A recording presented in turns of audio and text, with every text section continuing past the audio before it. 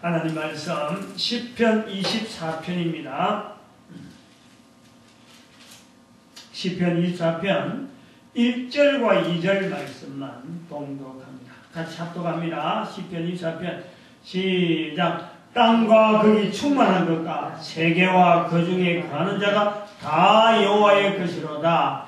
여호와께서 그 틀을 바다 위에 세우시며 강들 위에 건설하셨도다. 아멘. 시편 24편 우리가 지금 하게 되는데 23편까지 23편 22편까지라고 볼 수 있죠.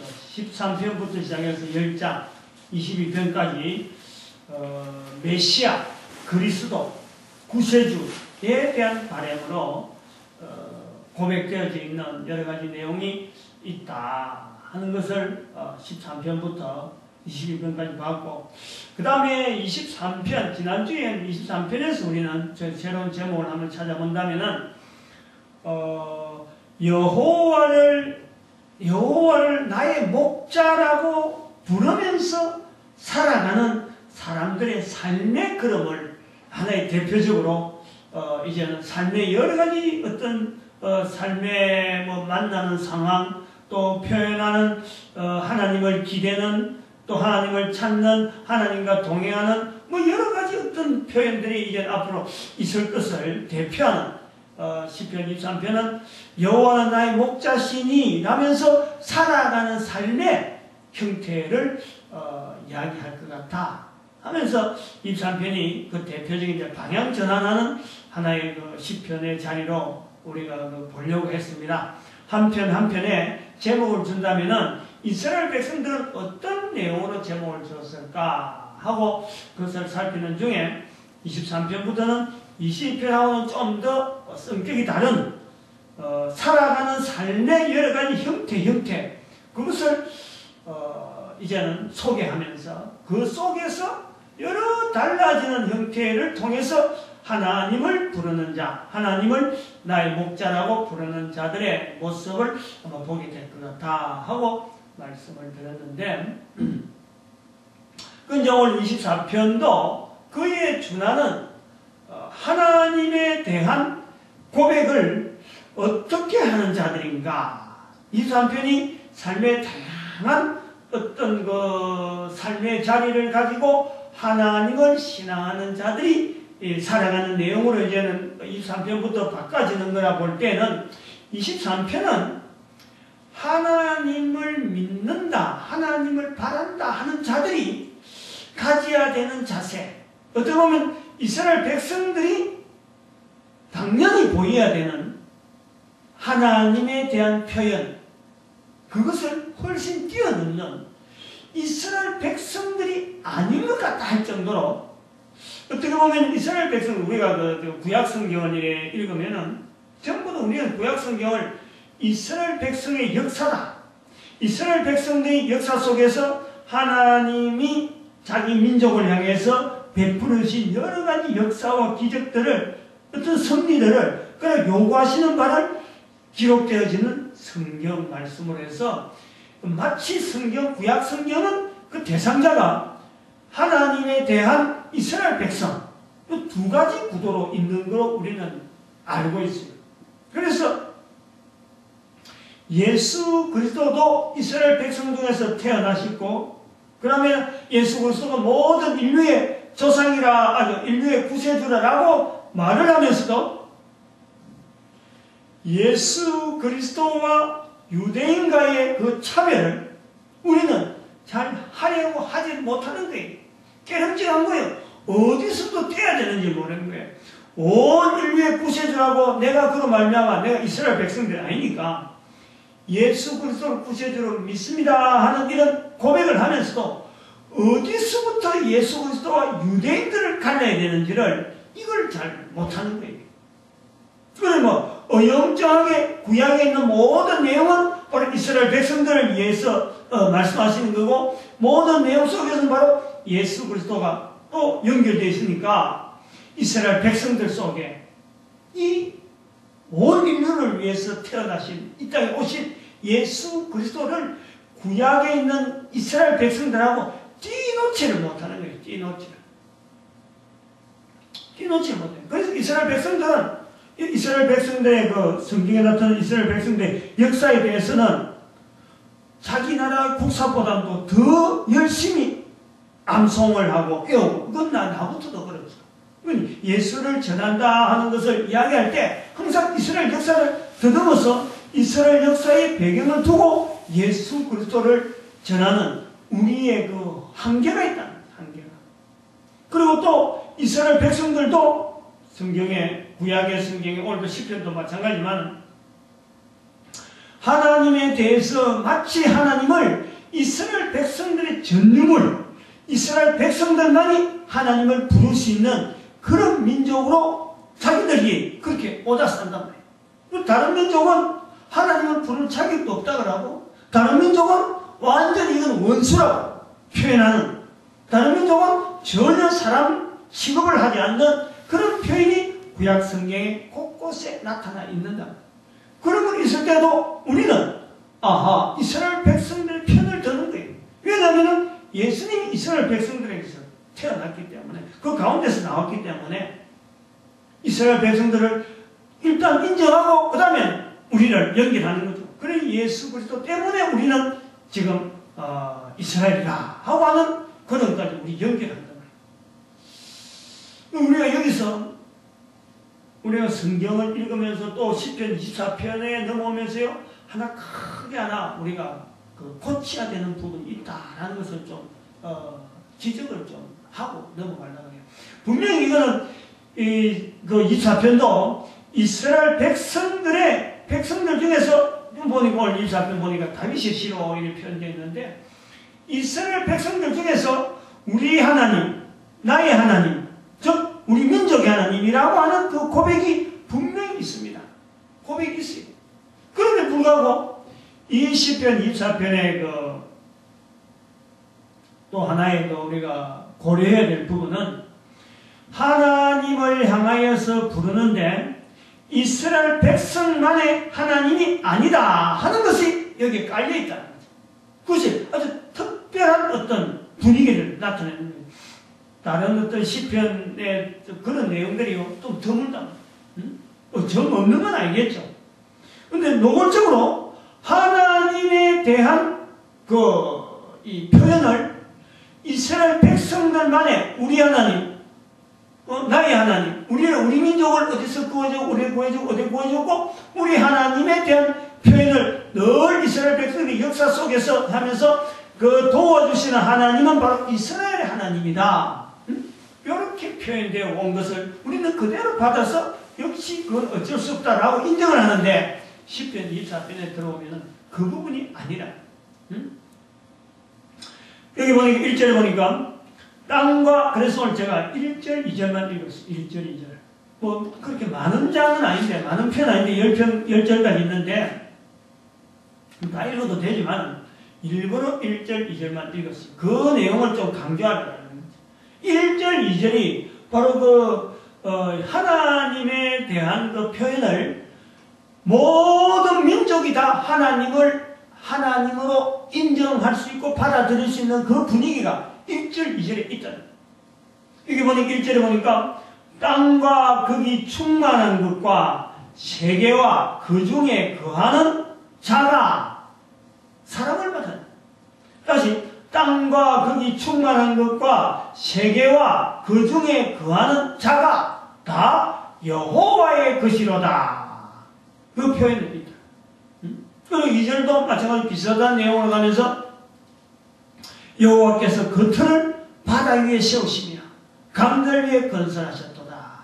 여러 가지 그 강들과 바다가 있는데 그 틀을 바로 이들이 살 수 있는 틀, 여기에 하나님을 참 여호와의 것으로 되어지는 이 모든 사람들이 있는 틀을 각곳에 강들과 바다 위에 세워놨는, 이런, 그래서 사람들이 사는 여러 흩어진 모습을 표현하고 있는 것으로 보아지는데, 중요한 것은 바로 여호와의 것이라 하는 표현이에요. 여호와의 것. 이스라엘 백성들이 바로 우리가 여호와의 것이다. 바로 하나님인 여호와 하나님은 우리의 하나님이다. 우리는 바로 여호와의 것이다 라고 표현하는 것이 이스라엘 백성들의 상투적인 표현인데, 지금 여기 1절에 보니까 땅과 거기 충만한 것, 이것은 땅과 거기 충만한 것은 아마 이 땅에 살고 있는 어떤 물질, 어쩌면 동물, 식물, 사람이 먹고 사는 모든 또 여러 가지 활용하는 이런 음식이 되어지는 것들, 이런 걸 다 땅과 거기 충만한 것 하는 것으로 하나의 사무로 대별할 수 있습니다. 그리고 세계와 그 중에 거하는 자, 여기서는 온 세계에 흩어져 있는 사람을 이야기할 수 있겠죠. 이 모든 것이 다 여호와의 것이다 하는 이 표현을 하고 있다는 것만 해도 이스라엘 백성들의 사고방식에서는 이게 굉장히 달라진 특이한 사고방식이다.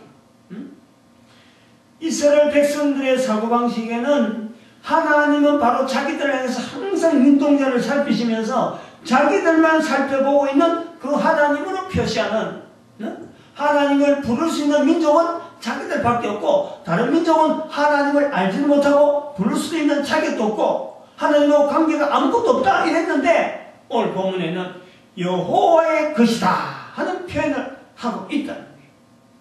우리는 이것을요, 이스라엘 백성들의 입에서 나온 것에 대해서 우리는 굉장히 자극적으로 이 내용에 대해서 아주 우리는 굉장히 고무적인 자세로 받아야 될 필요가 있다. 다윗의 시인데 나중에 예수님 오실 때 가까워질 때쯤 되면은 나라가 막 뒤숭숭해지면서, 이스라엘 나라가 뒤숭숭해지면서 선지자들이 많이 나오잖아요.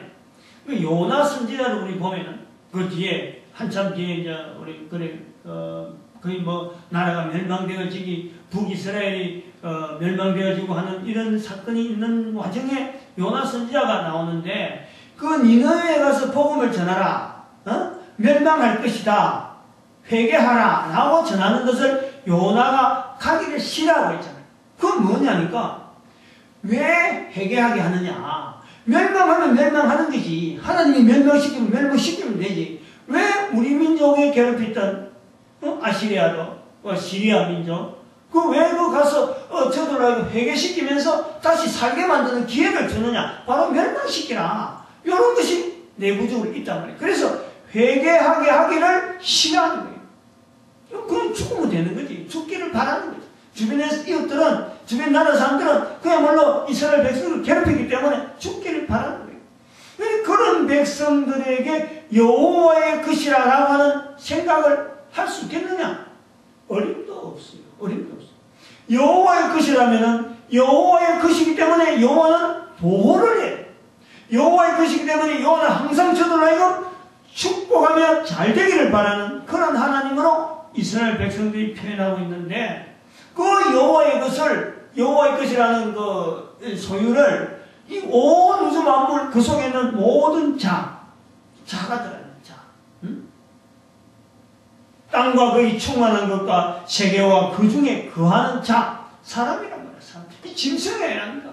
그 중에 있는 것들이 아니고 거하는 자들, 분명히 사람을 두고 표현하는, 다른 민족을 향해서 다 흩어져 있는 모든 흩어져 있는 사람들을 향해서 포함하고 있는 이런 표현을 지금 여호와의 것이다 하고는 23편 다음에 24편의 자리에 삶의 다양한 현장에서 하나님에 대한 표현을 하는데, 이스라엘 백성들이 인정을 한다는 거지. 23편 다음에 24편에 오는 그 편지에 대해서 이스라엘 백성들이 인정을 하고 있더라는 거예요. 인정을 하고. 요건요, 우리가 순서가 앞서 그 150편이니까 24편은 4분의 1 정도밖에 안 돼요. 4분의 1. 4분의 1의 위치에, 4분의 1이 더 안에 6분의 1, 6분의 1. 6분의 1의 자리에, 앞선 자리에, 그 23편의 바로 다음에 이걸 둔다는 이거는요, 이스라엘 백성들의 생각만하고는 절대 안 되는 거예요. 성령님의 강건적인 역사가 분명히 있어. 어찌 보면 이스라엘 백성들 중에서는 이런 생각을 하는 것 자체를 만약에 시편이 였는다면 꼬랑매이지, 꼬랑매. 저 뒤쪽에다. 알아도 되고 몰라도 되는 그런 위치에다 넣었겠죠.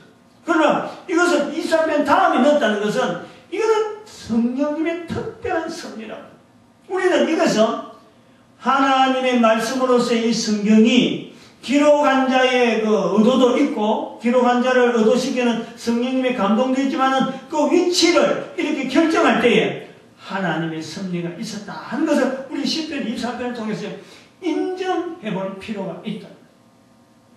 이런 표현은 이스라엘 백성들에서는 아주 특이한데 순서가 앞에 있다. 앞에 있다. 우리가 여기서 아까도 말씀했지만 구약 성경과 더불어서 예수 그리스도와 이 차별화시키는 구약에서 오직 유대인에게만 속해 있는 예수 그리스도를 우리는 별도로 띄려고 하는 노력이 우리한테 필요하다. 필요하다.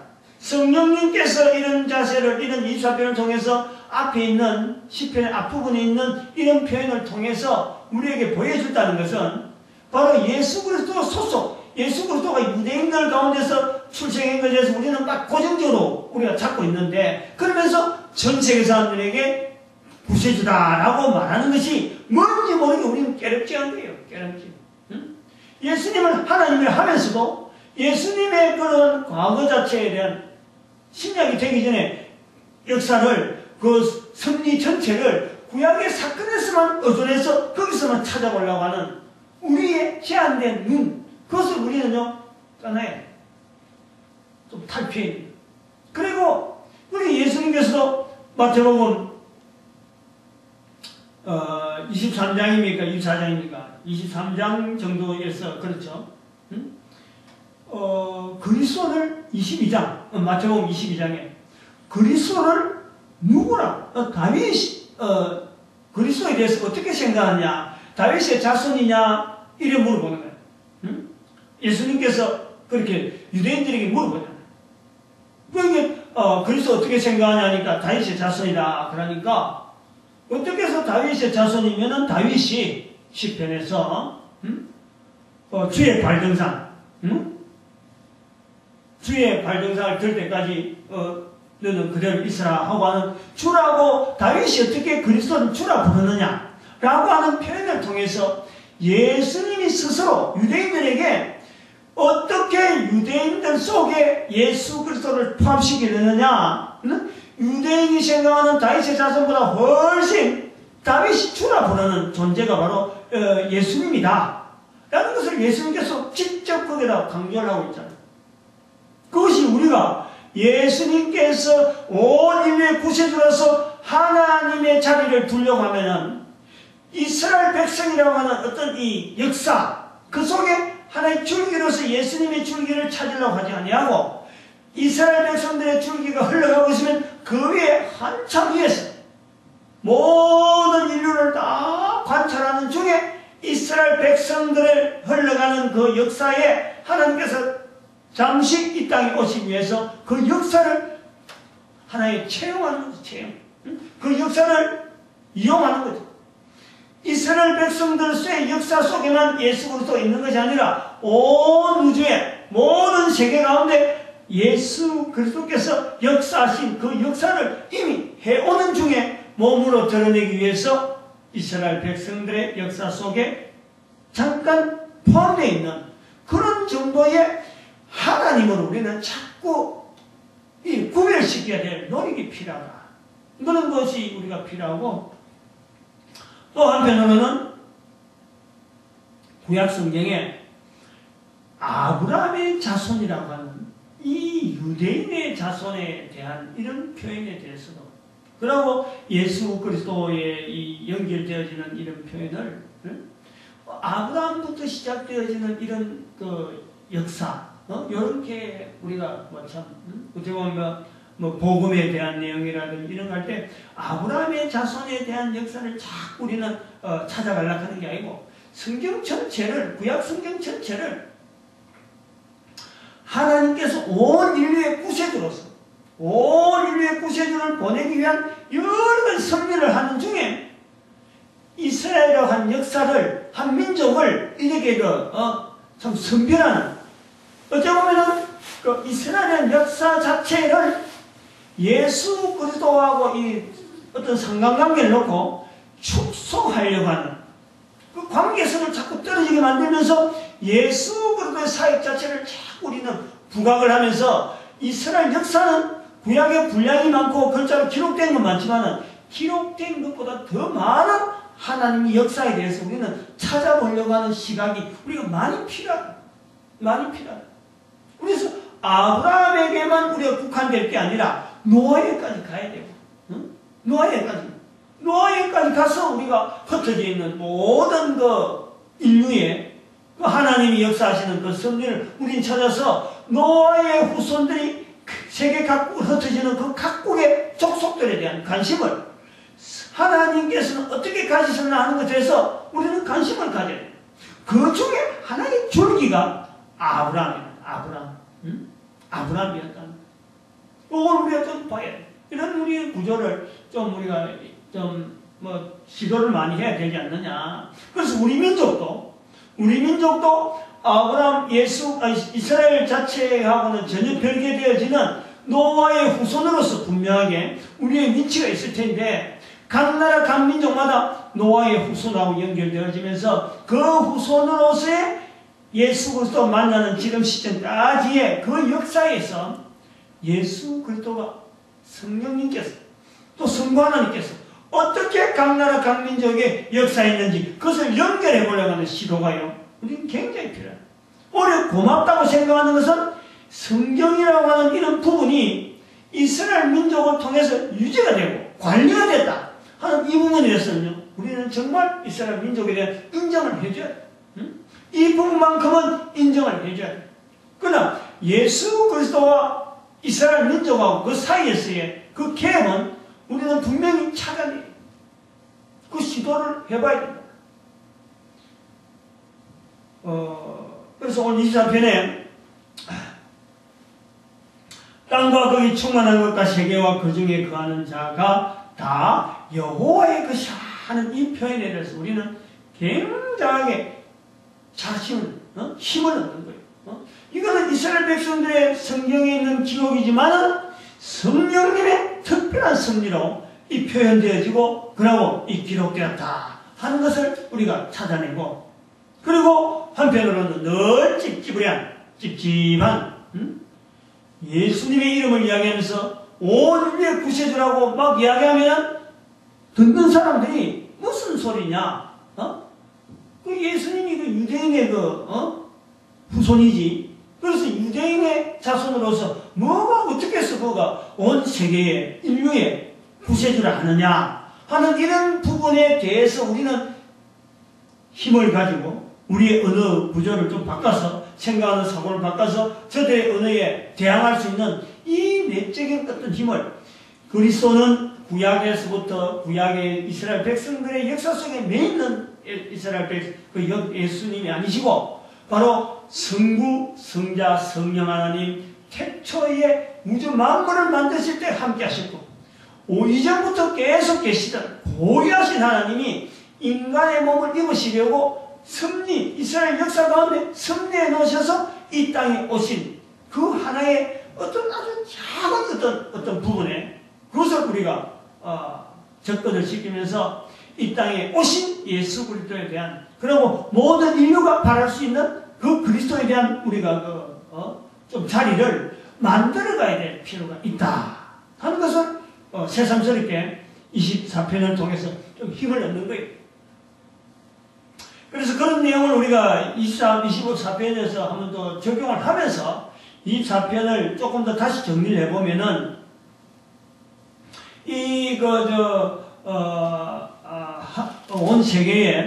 온 세계와 그 중에 거하는 자, 온 인류를 일단은 다 일컬어놓고 이것이 다 여호와의 것인데, 그런데 그 다음에는 3절에 보니까 여호와의 산에 오를 자 누구며, 오를 자가 있다. 여호와의 산에 오를 자가 있다. 다 여호와의 것인데 모든 인류와 이 땅에 있는 모든 것은 다 하나님께서 만드셨기 때문에 여호와의 것이야. 것인데 그 중에서 사람 중에서 모든 인류 중에서 여호와의 산에 오를 자 누구며? 이게 뭔가 캐셔마크를 하면서 오를 자라고 하는 이 어떤 구분되어진 사람이 있다는 거예요. 응? 아마 이스라엘 백성들 입장에서, 이 글을 쓰는 이스라엘 백성들 입장에서는 바로 이 오를 자가 우리 이스라엘 백성들이다 라고 당연히 구분하겠죠. 그런데 여기서 우리가 생각해야 될 것은 이스라엘 백성들이 산에 오를 자 누구며 하고 이스라엘 백성들한테 선포한다고 한다면은 아까 우리가 의도하는 그 내용이거든. 노아로부터 우리는 찾아서 여호와의 산에 오를 자 누구뇨 하는 3절의 말씀에 우리를 딱 갖다 댈 때 각 나라마다 그 민족에게 우리 민족이 가능하다, 우리 민족이 가능하다 라고 말할 수 있는 그 어떤 그 연결점을 만들어 보자라는 거예요. 이스라엘 백성들은 당연히 바로 이 표현을 하기 위해서 시편 24편을 지금 여기에 잘 이었다라고 할 수는 있겠지만 우리는 여호와의 산에 오를 자 누구냐 할 때 우리 한국 민족이 그럴 수 있다. 안 그러면 우리 한국 민족 남한 북한 다 합쳐서 그런 만주 땅 다 합해서 할 수 있다 라고 하는 이런 자부심, 이런 자신감을 가지고 우리 민족에게 근거할 수 있는 거예요. 우리가 바로 하나님의 산에 오를 그런 민족이다 하고 이야기할 수 있는 거예요. 그 배경에 예수 그리스도를 이스라엘 민족에서 이렇게 역사 가운데서 붕 떼어버리고 분리시켜야 돼요. 그래 할 때 이 부분이 가능하다 그렇게 보고 있는 겁니다. 그 거룩한 곳에 설 자가 누군고, 거룩한 곳이라는 특별한 어떤 이스라엘 민족의 어떤 구분을 하려고 거룩한 곳에 했다 할 수 있지만 우리는 또 우리 민족이 앞으로 특별히 쓰임받을 수 있는 자리가 있을 것이다. 거룩한 곳에 설 자가 누구냐 하는 이런 표현을 하게 됩니다. 그래서 민족의 또 각 나라 각 민족의 어떤 도덕적인 또 사회적인 여러 가지 조직이나 구조를 또 사전에 맞추는 거예요.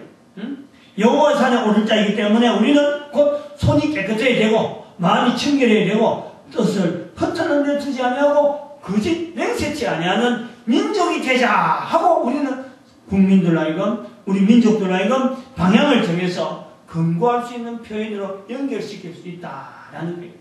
여기는 성경에 기록됐으니까 이스라엘 민족만이 해당되는 거다, 이스라엘 민족을 향해서 하는 말씀이다 라고 제한할 필요가 없다는 거예요.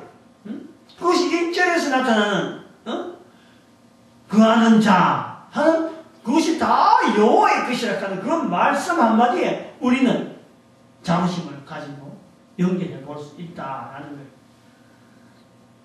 그 다음에 그 5절에 나오는 이거 여호와의 산에 오를 자로서 특별히 주님 앞에서 하나님 앞에서 모든 이 살아가는 것이 바로 내가 사는 것이 여호와의 것이요 저 옆에 사는 사람이 여호와의 것이요 하는 모든 소속을 이 소유를 하나님 지으신 하나님에 대해서 다 돌리는 사람들로 하여금 우리는 그런 사람들이 결국에는 여호와의 산에 오를 자라라고 하는 우주 만물 가운데 모든 사람들 가운데 특별히 그렇게 고백하는 자로 구분되어지는 사람이 여호와의 산에 오를 자라고 할 때에 이제 5절에 아주 중요한 표현이 저는 여호와께 복을 받고 여호와께 복을 받는 자라 복을 받고 구원의 하나님께 을을 얻으리니 하는 것이에요. 을을 얻으리니 요 부분에 을을 얻는다. 이 의에 대해서 우리는 좀 생각을 해야 되겠죠. 을을 얻는다. 또 의로운 의자가 되어지겠지만 이 의에 대한 개념이 지금 24편에 나오고 또 한편으로는 23편에도 여호와 나의 목자시니 내가 부족함이 없으리로다. 그래가지고 내 3절을 보니까 내 영혼을 소생시키시고 자기 이름을 위하여 의의 길로 인도하시는도다. 의의 길로 인도하시는도다. 오늘 여기 5절에는 을을 얻으리니 표현하고 있는 23절과 24절에 그 연결되는 어떤 부분에서 을하는 이 주제를 다루고 있다는 것을 우리는 보고 있는데 우리가 잘 아는 대로 이 을하고 하는 것은 대단히 이스라엘 백성들에게서의 사고방식이나 그 표현에서요, 아주 중요한 주제입니다. 중요한 주제. 이 의라는 것은 사람이 이룰 수 있는 것이 아닙니다. 사람이 이룰 수 있는 것입니다. 이 의라고 하는 것은 하나님께서 인간에게 요구하는 의입니다. 요 의는 하나님께서 인간에게 다른 것을 요구하는 것이 없는데, 인간에게 요구하는 요런 어떤 형태, 너희들이 다른 거는 다 실수해도 좋은데 요거 하나만은 지켜라 하고 요구하는 부분이 있는 거예요. 그것을 우리가 일컬어서 의라고 부른다. 사람 사이에서 옳은 행동을 보여주고 도덕적이고 이런 것이 아니고, 의라고 하는 단어는 인간이 하나님에게서 요구받는 것. 다시 말하면 하나님께서 인간에게 요구하는, 하나님께서 인정하는 그 모습. 그것이 있다. 그것이. 이것이요, 우리가 여호와의 산에 오를 자라고 할 때, 바로 이것을 하나의 가슴에 품고, 또 이것을 하나의 생활의 모델을 삼고, 이것을 하나의 삶의 방향을 잡고 흔드는, 자기 걸어가는 걸음에 놓지 아니하고 반드시 붙잡고 있는 하나의 알맹이, 삶의 어떤 알맹이, 운동력, 그리고 하나님께서 인정해주는 어떤 내용이, 이건 말 자체를 하려고 하면 굉장히 범위가 큰데, 이것을 하나님께서 인간에게 요구하고 있는 거예요. 요구하고 있다. 그래서 구약에서는 이런 표현을 단지 그런 것이 있는데, 시대마다 또 주장하는 사람마다 그게 다르게 나타나니까, 있다라는 것, 그 전체를 구체적으로 말은 못하고, 뭔지 모르지만 하나님께서 인간에게 원하는 것이 있다. 그것을 두고 그만 의라고 표현한단 말이에요. 그러면서 이 의가 나중에 발전되어서 신약에 사도 바울이 왔어. 사도 바울에게 와서 또 예수님께서 또 복음서에서 말씀하실 때 의를 위하여 핍박받는 자, 이런 의를 위하여 핍박받는 자, 바로 천국이 저희 것이다. 그 의가 연결됩니다. 그 의라고 하는 것은 거기서 나오는 의나 여기 나오는 의나 개념이 예수님께서 쓰시기 때문에 바로 이 이스라엘 백성들에게, 다시 하면 여호와의 것이로다, 다 여호와의 것이로다 하고 있는데, 인간들 중에서 하나님께서 한 인간에게 하나님을 향하여 드릴 수 있는 하나님과의 어떤 요즘 패스워드 같은 그게 탁 걸리면은 그 패스워드가 통화되어 버리면 인식이 되는 거예요. 인식이. 하나님께서 저 개인 한 개인을 인식을 할 수 있는 하나의 내용, 그것이 의라는 거죠. 그런데 그런 내용을 가지고 시대마다 쭉 살아오면서 의를 가지고 자기가 이것은 내가 하나님에 드리는 내용이다 하고 각 사람마다 다 다를 수가 있고 또 같을 수가 있어요. 또 어떤 사람 같다가 또 어떤 사람 다르고 이 무리가 되어서 다르게 나타날 수가 있는 거예요. 그건 우리가 하나만 갖고 의다라고는 말을 못하는 내용이 있다. 근데 하나님께서 인정하는 그 의를 가지고 다른 데를 흩어지지 않고 그것 때문에 묵살시키지 않고 그 의를 가지고 끝까지 가는 자는 바로 복이 있는데 천국이 저희 것이며 라고 하는 예수님께서 인정하는 그런 표현이 있다. 그 다음에 여기 이제 바울에 가서는 로마서 1장 17절에 복음에는 하나님의 의가 나타나서 하나님의 의가 있다. 즉 사람에게 요구하는 것이 여기 표현대로 사람이 표현하는 의라는 것이 있다. 그러면은 복음이라고 하는 그 복음에는 예수 그리스도 자체가 복음인데 그 복음에는 하나님의 의가 있다는 거예요. 인간에게 필요한 인간들이 하나님 앞에 보여주는 유일한 어떤 일의 묶음, 어떤 표현, 어떤 삶의 형태 그런 것이 있는가 하면은 예수 그리스도 안에서는 하나님이 인간에게 보여주는 하나님의 의가 있다. 하나님의 의가 있다. 이 두 개가 탁 마주치는 거예요. 우리가 그 믿음이라 하면요. 우리가 하나님 앞에서 하나님을 올바로 믿는다. 정확한 어떤 신앙의 길을 자기 자신이 확인할 수 있는다. 그러면요. 이 의를요. 찾아내요. 이 의를. 내가 하나님 앞에 드릴 수 있는 의는 이거다. 왜 그러느냐?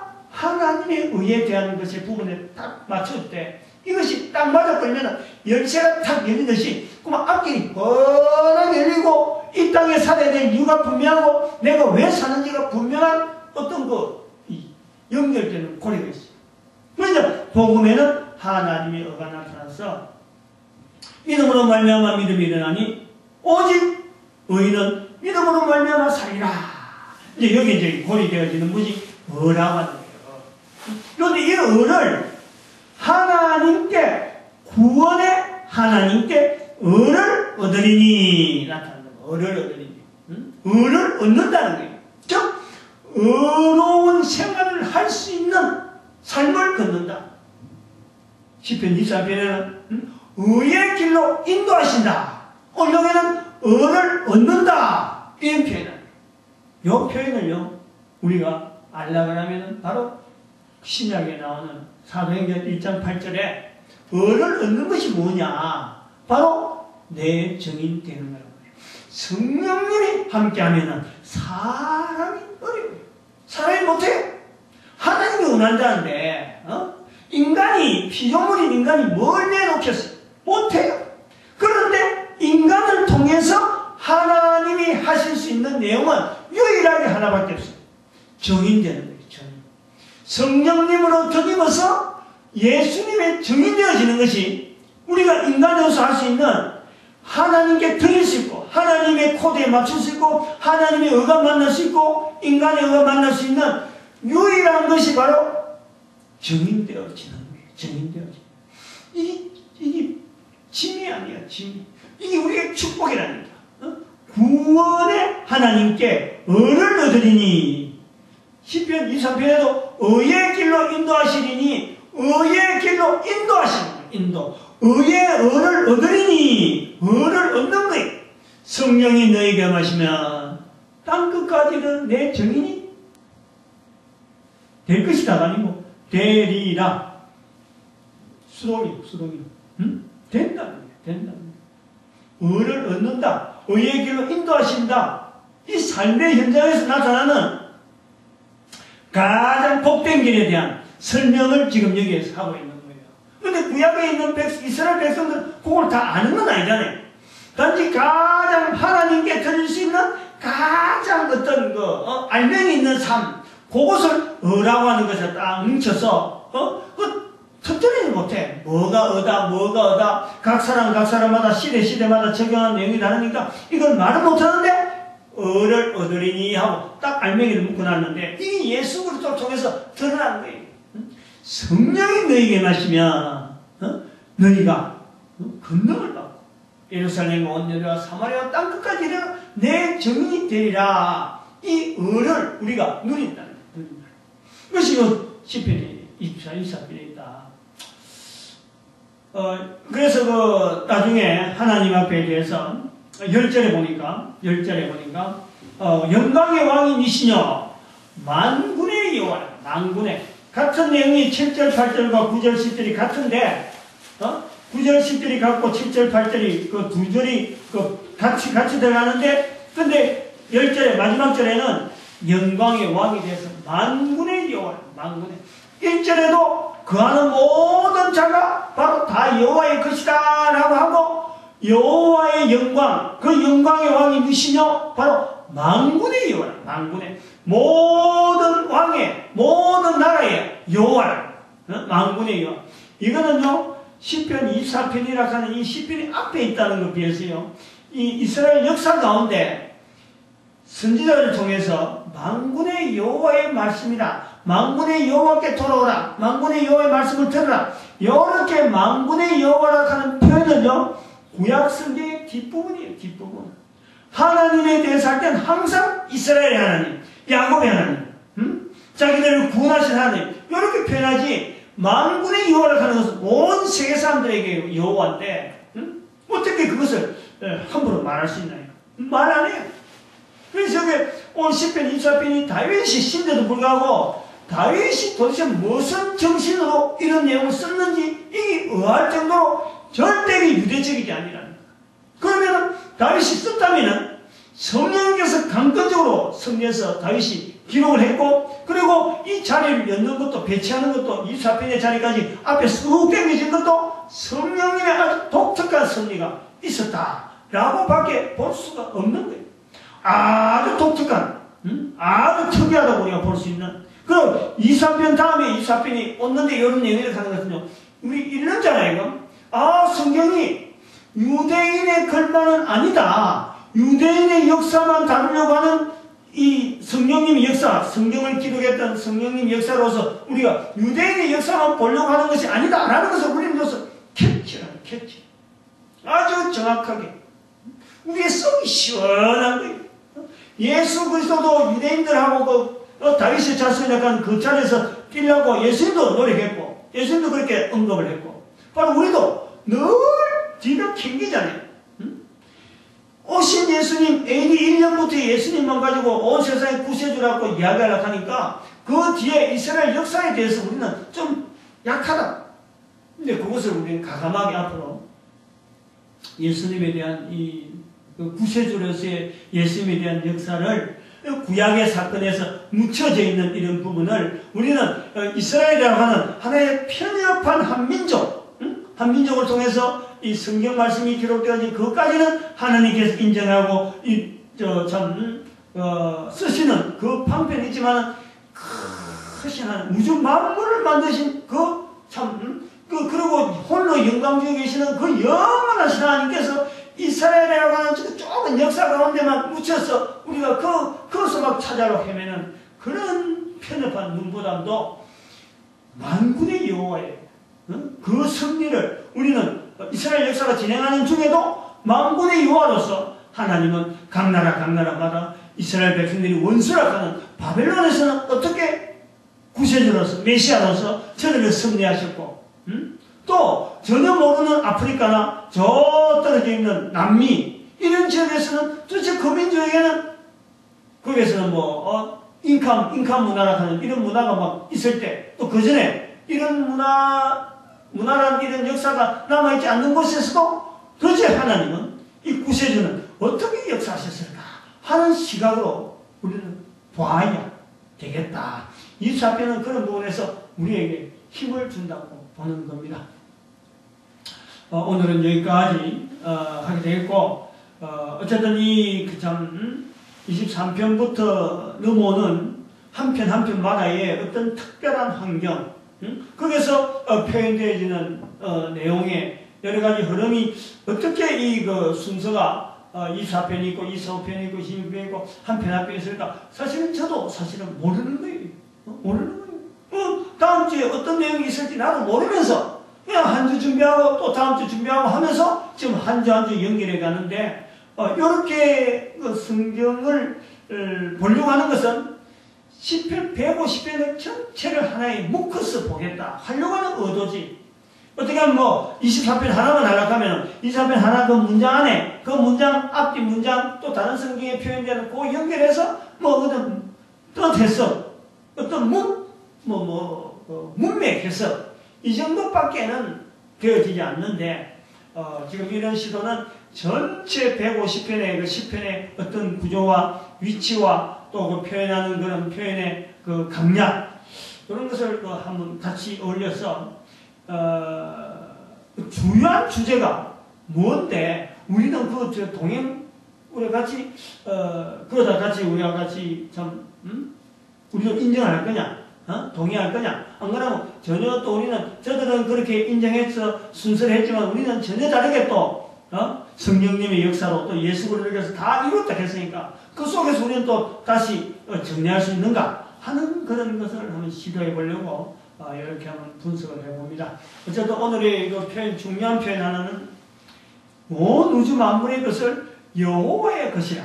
그리고 마지막에 만군의 여호와라는 이 표현이 시편의 앞부분에 와 있으면서 구원의 하나님의 을을 얻는다 하는 이 표현을 성령님의 인재로 주어지는 바로 사도행전 1장 8절하고 연결해보는 그 어로 정인되어지는 것을 어로 한번 연결해 보았습니다. 기도드립니다.